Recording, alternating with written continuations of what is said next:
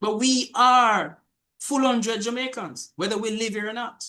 Yes, yes. Full 100 Jamaicans. And the matter of full 100 Jamaicans has definitely reared its head this election. We saw, of course, and I know you have been paying attention to the debates, and just in the recent leadership debate with Mark Golding showing his, Jamaicans would call it his age paper or his birth certificate to declare that. And that is so unfortunate at this time. And I speak now from a diaspora perspective. I would have witnessed in the United States the last 2 election cycles where we have seen a president, sitting president now, who has challenged opponents and others in the political sphere about their birthright. It's called birtherism, where one is challenged to show birth certificate, age paper, and even them showing it, them don't believe and the conspiracies that are around that. The same thing we went through with our sister in the last election, the same thing. To have that now being a part of the dynamics here in Jamaica is a very disquieting, is a very unfortunate situation. And especially now in the United States, where birthright citizenship is under challenge by the White House, by the president, to make these people stateless. So to have that kind of conversation and to echo that kind of statement, I don't understand it, but it's a problematic statement as it relates to diaspora relationships with governments going forward here in Jamaica. Is that the mindset? What is this? What does that mean? Yes. And those are some valid points there, because as you mentioned last election in terms of Kamala Harris, who of course has a Jamaican father, was accused that she's not originally from the US. And previously that was the case with Obama. American enough. Yes, or not. American enough, yes. Yes, or not American enough. And the same went for Barack Obama as well when in his time. So what then do you make, based on what you've said, of the PM statement? It is not your birth that makes you Jamaican. It is the choices you make for your country. It's been causing a bit of chatter online. Some have said maybe he was just a slip of his tongue during a heated debate. But what do you think? Well, if it was a slip of his tongue, then correct it. Yeah, you are the leader of the nation. From whence you speak comes a whole lot of, is a very powerful position. In fact, you have even lobbied for more power in your hands. You have that. Correct it. Correct it and be done. We're human beings. Correct it and be done.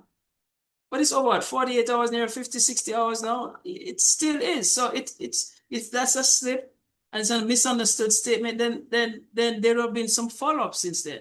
So my interpretation is that it's an understood statement.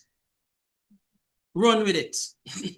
But then when you look at it and you try to decipher, if he was criticizing the leader of the opposition, then is he saying that, let's just use that as a barometer and just say, well, okay, he's not just to be born here, but it's what you do. Then are you discrediting the work, the body of work that the leader of opposition have done on behalf of Jamaica? Because think about it. If we were to just strip away all the politics, the things that Mark Golding would have done, or whoever he might have been talking, isn't that sufficient to have then even qualified it? Then why even make the statement? It's a redundant statement then. It's a redundant statement. What do you say to those who were in your party and then got a better opportunity and left? Oops. Are they not Jamaicans? Don't they qualify? Because it happened right in your house too. So what's going on? So I don't understand it. And it's unfortunate that he hasn't spent a few minutes. It's only a few seconds. At least spend 5 minutes and correct it and move on. It's still open. So I believe that if the Prime Minister is still the Prime Minister comes Thursday next morning, I think that it is something that he owes an explanation so he can be comforted. Because let's remember now, recently, a Jamaican was deported and sent to a third country. And people are like, whoa, what did Jamaica refuse them? Jamaica did not refuse them. And I know that Jamaica has never refused its nationals. So how does all of that spins into that statement. You know, that statement is like a nothing burger that has now become an albatross. You know, and the longer it stays out there, it's the longer it percolates, even after the elections, because we're still gonna have healthcare missions coming to Jamaica, because even on that very day election next week, we have healthcare missions coming into Jamaica. You have the Alumni Association sending in funds for schools or back to school. All these groups. And yes, even good used computers coming into schools, despite the fact that the Deputy Prime Minister tried to discredit those kind of stuff. You know, you still have persons out there who are working for the benefit of Jamaica. That statement don't bode well. Yes. And I remove politics from that. It just don't bode. So you pretty much want him to openly and publicly address it and state his position. And you know, Tamara, and words alone can't do it either, you know, because there has to be some kind of demonstrative stuff, because the diaspora engagement needs to be re-enlightened. I don't think they have taken that whole process serious enough. Sure, there's a minister of state, but I don't even know what role he plays. I don't know what is in what value is placed on diaspora engagement. Let's not forget $3 billion. Yep.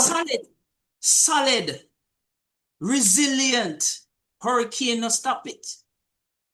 Resilient. And there's no ministry, there's no board in place, there's no structure, there's no organized structure, which we thought that the diaspora engagement would be part of. So they better come good with that. And remember too, he had also promising years about a diaspora representation in the Senate. We haven't heard anything, crickets. So, you know, you have to know, it's not just words alone is going to deal with this. Come good. Yes. And you, of course, you've served even in the past on advisory boards. Yes, so yes. for the diaspora advisory board. So you definitely I know that deep down he understands and he knows it. So I don't know. I can't explain that, you know. So I still remain hopeful. Let's put it that way.